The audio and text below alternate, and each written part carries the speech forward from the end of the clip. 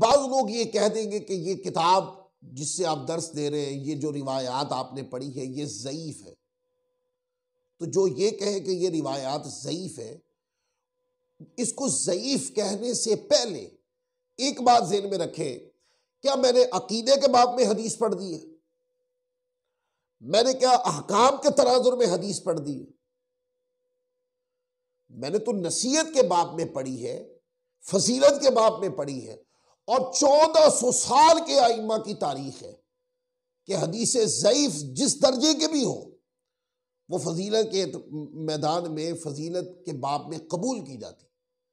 जब 1400 साल के आइम्मा फजीलत और नसीहत और हिकायत के बाब में ज़ईफ़ हदीस को कबूल करते रहे, तो आज लोग हदीस ज़ईफ़ को क्यों तर्क करते हैं? और उनके तर्क करने का जो अमल है, ये एक बुहतान पैदा कर रहा है अहादीस नबविया पर। वो क्या कि आप कहते हैं कि ज़ईफ़ हदीस से नफरत का तस्वुर देते हैं ना गैर मुकल्लिदीन लोग। जब भी हदीस ज़ईफ़ आ जाती, वो कहते हैं ये अमल के लायक ही नहीं है, रद्द कर देते हैं, वो किसी बात में भी कबूल नहीं करते। तो आपको पता है, आपकी इस गलत हरकत की वजह से लोगों में ये तस्वुर जा रहा है कि शायद ज़ईफ़ हदीस झूठ होता है। नहीं, ज़ईफ़ हदीस वो सनद के एतबार से ज़ईफ़ है, हदीस होने के एतबार से ज़ईफ़ नहीं है।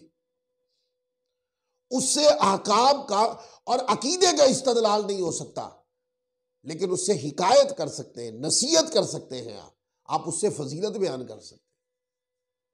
ये 1400 साल का मजहब है।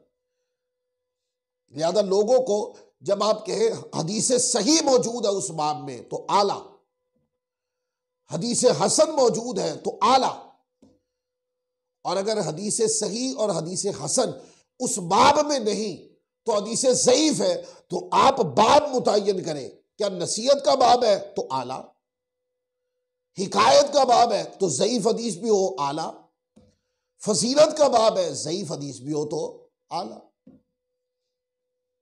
लेकिन फिर भी कुछ लोग ऐसे हैं कि जब हमारे दोस्त ये बात जो आज अगर कोई मेरा ही बयान सुनकर कहे कि ये बात बयान की गई थी, तो लोग कहें ये तो ज़ईफ़ हदीस है, या ये कि किताब में आई है और किसी किताब में आई नहीं, उन्होंने उधर से पढ़ के सुना दिया। किसी एक किताब में कोई एक हदीस आ जाए, उससे मजहब थोड़ी बनता है।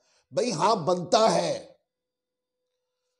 जो ये कहे कि किसी एक किताब में हदीस आ जाए तो उससे मजहब थोड़ी बनता है।